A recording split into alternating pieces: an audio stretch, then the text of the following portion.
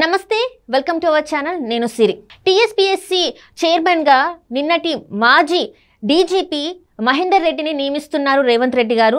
అయితే వీటి ప్రభావం అంటే ఇప్పుడు ఈ నియామకం వెనకాల కేసీఆర్ కేటీఆర్కి ఏమన్నా షాక్ తగిలే అవకాశం ఉందా? దీని మీద ఈ విషయం మీద మనతో పాటు చర్చించడానికి ఉన్నారు ప్రముఖ సీనియర్ జర్నలిస్ట్ దుర్గా కుమార్ గారు. నమస్కారం సార్. నమస్కారం సిరి, మన వీక్షకులకు కూడా నమస్కారం సార్. టీఎస్పీఎస్సీ పేపర్ లీకేజ్ అంటే తెలంగాణ రాష్ట్రాన్ని ఒక ఊపేసింది. అంటే చాలామంది నిరుద్యోగులు ఎంతో ఆశగా చూసిన ఇది పేపర్ లీకేజీలు కావడం వల్ల వాళ్ళు మళ్ళీ ఒక శూన్యంలోకి వెళ్ళిపోయిన పరిస్థితి. సో అలాంటి టీఎస్పీఎస్సీ చైర్మన్గా మాజీ డీజీపీ మహేందర్ రెడ్డి గారిని నియమిస్తున్నారు రేవంత్ రెడ్డి గారు. సో ఇప్పుడు ఇది కేసీఆర్కి కానీ కేటీఆర్కి కానీ పెద్ద షాక్ అనుకోవాలా? అంటే కేటీఆర్ గారికి కేసీఆర్ అని కాదు, కానీ తెలంగాణ నిరుద్యోగులు గతంలో అన్యాయానికి గురైన వాళ్ళు, వాళ్ళకి కొంత మానసిక ప్రశాంతత, కొంత మానసిక ధైర్యం దొరుకుతుందని నేను అనుకుంటున్నాను. ఎట్లా అంటే టీఎస్పీఎస్సీ తెలంగాణలో ఏర్పాటైన దగ్గర నుంచి వాళ్ళు ఫస్ట్ చైర్మన్ని నియమించినప్పటి నుంచి కూడా నియామకాలు సరైన మార్గంలో జరగలేదు. తర్వాత అర్హులైన వాళ్ళు ఎంపిక కాలేదు. మెరిట్ ఉన్న వాళ్ళని పక్కన పెట్టి మెరిట్ లేని వాళ్ళని సెకండ్ లిస్టులు కూడా విడుదల చేసి ఆ సెకండ్ లిస్టులో వాళ్ళకి ఇంటర్వ్యూల్లో ఎక్కువ మార్కులు వేసి గ్రూప్ 1లో ఎంపిక చేశారనేది తెలంగాణ నిరుద్యోగులు మొదటి నుంచి ఆందోళన చేస్తున్నారు. ఇప్పటికీ వాళ్ళకి ఆ బాధ మనసులో మిగిలింది. ఇప్పుడు మొన్న బీఆర్ఎస్ పార్టీ ఓడిపోవటానికి కూడా చాలా వరకు కారణం అదే, ప్రధాన కారణం కూడా అదే. గ్రామాల్లో వాళ్ళు బాగా ఈ ప్రభుత్వం వైఫల్యాల గురించి బాగా ప్రచారం చేశారు. అట్లాగే తెలంగాణ ఏర్పాటులో విద్యార్థులు ఎంత ప్రముఖ పాత్ర వహించారో మొన్న ఈ ఓడిపోవటంలో కూడా వాళ్ళది కూడా, అంటే అంత పెద్ద పాత్ర అని చెప్పకపోయినా ఒక గణనీయమైన పాత్ర అయితే వాళ్ళది కూడా ఉంది పాత్ర. అది ఎలా జరిగిందంటే అసలు టీఎస్పీఎస్సీ అనేది ఆ ఏర్పాటైన తొలి రోజుల్లో ఒక గ్రూప్ 1 కండక్ట్ చేశారమ్మా. ఆ గ్రూప్ 1 కండక్ట్ చేయటం ఫస్ట్ టైం. అదే గ్రూప్ 1 తెలంగాణ ప్రత్యేక తెలంగాణ ఏర్పడిన తర్వాత అందులో మెరిట్ లిస్టు ఫస్ట్ ఒకటి విడుదల చేశారు, మార్కులు ఎక్కువ వచ్చిన వాళ్ళందరూ. కానీ అందులో వాళ్ళకి అనుకున్న వాళ్ళు లేరు. దాంతో 2వ మార్కుల జాబితా విడుదల చేశారు, ఇంకా తక్కువ అయిన వాళ్ళని కూడా చేసి వాళ్ళని కూడా ఎలిజిబుల్ అని ప్రకటించారు. వాళ్ళని కూడా ఇంటర్వ్యూకి పిలిచారు. సపోజ్ 600 మార్కులు వచ్చినాయి అనుకోండి ఫస్ట్ లిస్ట్లో ఒక ఆయనకి, అతనికి ఇంటర్వ్యూలో ఎంత తక్కువ వేస్తే బాగా తగ్గిపోద్దో చూసి ఇక్కడ 560 వచ్చిన ఆయన ఉన్నాడు అనుకోండి, ఇక్కడ 2వ లిస్టులో వీళ్ళకి ఇంటర్వ్యూలో ఎక్కువ మార్కులు వేసి 605కి తీసుకెళ్ళిపోయారు. అతన్ని 10 మార్కులు 5 మార్కులు మినిమం వేశారు, ఇక్కడ ఎక్కువ వేశారు ఈ లిస్టులో వాళ్ళని. ఆ రకంగా వీళ్ళకి కావాల్సిన అభ్యర్థుల్ని ఎంపిక చేసుకోవడానికి వాళ్ళకి ఇంటర్వ్యూలో ఉన్న మార్కుల్ని వీళ్ళకి ఎక్కువ వేశారు. కావాలంటే ఇప్పుడు మహేందర్ రెడ్డి గారు లాంటి వ్యక్తి కనుక, మంచి వ్యక్తి, రేపు చైర్మన్గా అయిన తర్వాత ఫస్ట్ గ్రూప్ 1 పేపర్లు కనుక తెప్పించుకుని చూస్తే ఫస్ట్ లిస్టులో ఎవరికి ఎంత మార్కులు వచ్చినాయి, మెయిన్స్లో ఇంటర్వ్యూలో వీళ్ళు ఎంత కోసేశారు. అసలు అంత కోసేయడానికి ఏమి ఉండదు అక్కడ సబ్జెక్టు. ఎందుకు సార్ అంటే ఇప్పుడు నేను ఎందుకు అడుగుతున్నానంటే ఈ ప్రశ్నని, ఇలా చేయడం వల్ల అంటే వీళ్ళు ఏదైనా లంచం తీసుకుని ఇలాంటి పనులు చేశారా, లేకపోతే విద్యార్థి వాళ్ళని అంటే కొంచెం ఏమన్నా మార్చే వాళ్ళ ఉద్యోగాలు మారుస్తే వాళ్ళకి ఏమన్నా లబ్ధి పొందే ద్వారా ఇలా పొందపోతే ఎందుకు చేస్తారమ్మా? ఇప్పుడు ఎవరికైనా మెరిట్ ఉండాలని ఎంపిక చేయాలనేది వాళ్ళ జయం అయితే, ఎవరైతే మంచి మార్కులు వస్తాయో వాళ్ళకి ఇంటర్వ్యూలో కూడా ఈక్వల్ మార్కులు రావాలి కదా, 5-10 రావు కదా. మిగిలిన వాళ్ళకి సెకండ్ లిస్టులో వచ్చిన వాళ్ళకి 40 మార్కులు 50 మార్కులు రావు కదా. అట్లా ఇంటర్వ్యూలో వీళ్ళకి కావాల్సిన అభ్యర్థులు మరి వాళ్ళకి ఎట్లాంటి డీల్స్ ఉన్నాయో మనం చెప్పలేము. అది మహేందర్ రెడ్డి గారు లాంటి వ్యక్తి బయటకు తీయాలి. మహేందర్ రెడ్డి గారు కనుక బయటకు తీస్తే కనీసం ఆ నిరుద్యోగులకి మానసికంగానే కొంత ఊరట జరుగుతుంది, ఆయన బయట పెట్టాలి. ఇదిగో ఫస్ట్ లిస్టులో ఫస్ట్ ఎంపికలో కూడా లోటుపాట్లు జరిగినాయి. బాగా మెరిట్ ఉండి మెయిన్స్లో వచ్చిన వాళ్ళు ఈ ఇంటర్వ్యూలో ఎవరైతే బోర్డు మెంబర్స్ ఉంటారో వాళ్ళు తగ్గించేశారు.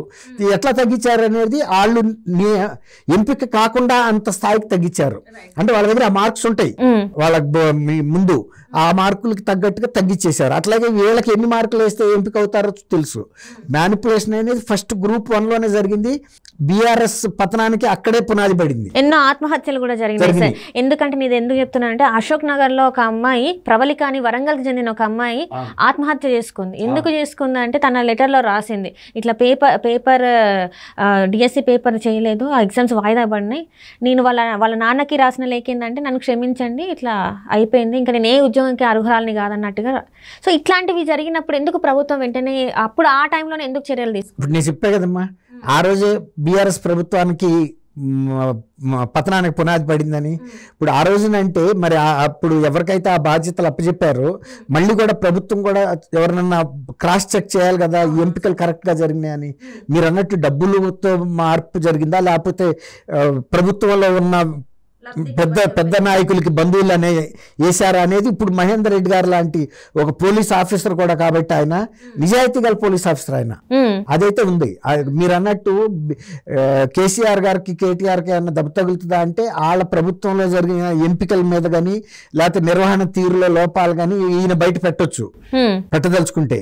అప్పుడు ఫస్ట్ గ్రూప్ 1 అనేదే చాలా ప్రధానంగా జరిగిన లోపం, అవి కంటిన్యూ అయ్యి చివరికి పేపర్లో లీక్ అవడం, అమ్ముకోవడం ఇవన్నీ జరిగినాయి. అప్పుడేమో ఉద్యోగాల ఎంపికలోనే వాళ్ళు పనిచేశారు, ఇప్పుడేమో నిర్వహణలో కూడా జరిగినాయి. అది ఫస్ట్ తీయమనండి గ్రూప్ 1 కరెక్ట్గా తెలుస్తుంది. రేవంత్ రెడ్డి గారు కూడా నిరుద్యోగుల యొక్క బాధను అర్థం చేసుకుని ఫస్ట్ గ్రూప్ 1 మీద మహేందర్ రెడ్డి గారు లాంటి వ్యక్తులతో స్టడీ చేయించి ఒక రిపోర్ట్ తెచ్చుకుని ఆ రిపోర్ట్ మొన్న కనుక వైట్ పేపర్ శ్వేతపత్రం ప్రచురించినట్టు ఆ రిపోర్ట్ని పబ్లిక్కి పెట్టాలి. ఎందుకు జరిగింది, ఎట్లా జరిగినాయి, ఎక్కువ మార్కులు వచ్చిన వాళ్ళకి ఇంటర్వ్యూలో ఎందుకు తక్కువ వేశారు, మెయిన్లో తక్కువ వచ్చిన వాళ్ళకి ఇంటర్వ్యూలో ఎక్కువ ఎందుకు వేశారు, వాళ్ళని ఎందుకు సెలెక్ట్ చేశారు, అది చెప్పాల్సిన బాధ్యత రేవంత్ రెడ్డి గారు కనీసం నిరుద్యోగుల యొక్క ప్రయోజనాలను దృష్టిలో పెట్టుకుని వాళ్ళ మనోబాధను దృష్టిలో పెట్టుకుని బయట పెట్టాలని నిరుద్యోగులు కోరుకుంటున్నారు తెలంగాణలో. అందువల్ల మహేందర్ రెడ్డి గారు రావటాన్ని హర్షిస్తున్నారు. అంటే ఇప్పుడు ఒకవేళ వీళ్ళ తప్పు ఉందని, ఒకవేళ కేసీఆర్ గారిది కానీ కేటీఆర్ గారిది కానీ తప్పు ఉందని నిరూపితం అయితే వాళ్ళకి ఎట్లాంటి శిక్షలు పడే అవకాశం ఉంటుంది? ఇప్పుడు అసలు అందులో మీరు అన్నట్టు వీళ్ళు బోర్డు మెంబర్స్ లేకపోతే చైర్మన్నే చేశాడా ఈ అవకతవకలు, లేకపోతే పైనుంచి ఆదేశాలు వచ్చి వీళ్ళకి తక్కువ మార్కులు వేశారా, అప్పుడు ఈ సంజయ్ అడిగినప్పుడు బయటకు వస్తుంది అది నేను చేయలేదు పై వాళ్ళు చెప్తే చేశామని. అప్పుడు ఎవరి మీద రిపోర్ట్ చేస్తారు మీద. ఇప్పుడు అరవింద్ కుమార్ గారిని ఒక ఐఏఎస్ ఆఫీసరు దాని ఏమంటారు ఈ రేసింగ్ ఫండ్స్ రిలీజ్ చేశాడు కదా 45 కోట్లు 55 కోట్లు. ఆయన ఏం చెబుతున్నాడు, కేటీఆర్ గారు చేయమని చేశానన్నాడు. అట్లాగే ఇప్పుడు కనుక వాళ్ళు ఈ బయట పెట్టి ఆ పాత మెంబర్స్ని చైర్మన్ని పిలిపించి ఇంత పెద్ద మార్కులు వచ్చిన వాళ్ళకి ఎందుకు తక్కువ వేశారు, అసలు రెండో లిస్ట్ ఎందుకు రిలీజ్ చేశారు, మెరిట్ లిస్టు ఇంతమంది మీరు తీసుకుంటున్నది సపోజ్ మెరిట్ లిస్టు 200 మందిని విడుదల చేశారు ఫస్ట్ సెలక్షన్ లో, మీరు తీసుకునేది మహా ఉంటే 40 మందిని తీసుకుంటారు. ఈ 200 మందిలో సరిపోరా 40 మంది? మళ్ళీ రెండో లిస్ట్ క్వాలిఫై చేసి పంపాల్సిన అవసరం ఏముంది తక్కువ మార్కులని? అందులో వాళ్ళు ఎలా సెలెక్ట్ అవుతారు, ఫస్ట్ లిస్ట్ లో వాళ్ళు ఎందుకు రిజెక్ట్ అవుతారు అంటే వీళ్ళతో మీకుండా ఒప్పందం ఏంటి, డబ్బులుగా తీసుకున్నారా లేకపోతే పైన కేసీఆర్ గారు కానీ కేటీఆర్ గారు కానీ మీకు రికమెండ్ చేశారా?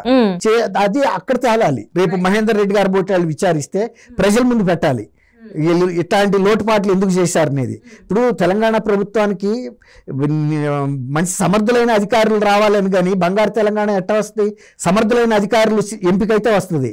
అంతేగాని డబ్బులు తీసుకుని సెలెక్ట్ చేస్తేనో బంధుత్వాలని అడ్డం పెట్టుకుని సెలెక్ట్ చేస్తేనో ఎఫిషియెంట్ ఆఫీసర్లు రారు కదా సమర్థులైన అధికారులు. అది అంటే ఇప్పుడు ఏంటంటే ఇట్లాంటి వల్ల రాష్ట్రం నష్టపోయే అవకాశాలు ఖచ్చితంగా. సో ఇలాంటివి జరగకుండా ఉండాలంటే ఇలాంటి ఆఫీసర్ రావాలి. గతంలో టీఎస్పీఎస్సీ చైర్మన్లు వాళ్ళు చేసిన లోటుపాట్లు ప్రజల ముందు పెట్టాలి. అది రేవంత్ రెడ్డి గారు చేస్తే వీళ్ళ బంగారు తెలంగాణ అని చెప్పిన వ్యక్తులు నిజమైన బంగారు ఆఫీసర్లను సెలెక్ట్ చేశారా లేకపోతే సత్తు అల్యూమినియం ఆఫీసర్లను సెలెక్ట్ చేశారో తెలుస్తుంది.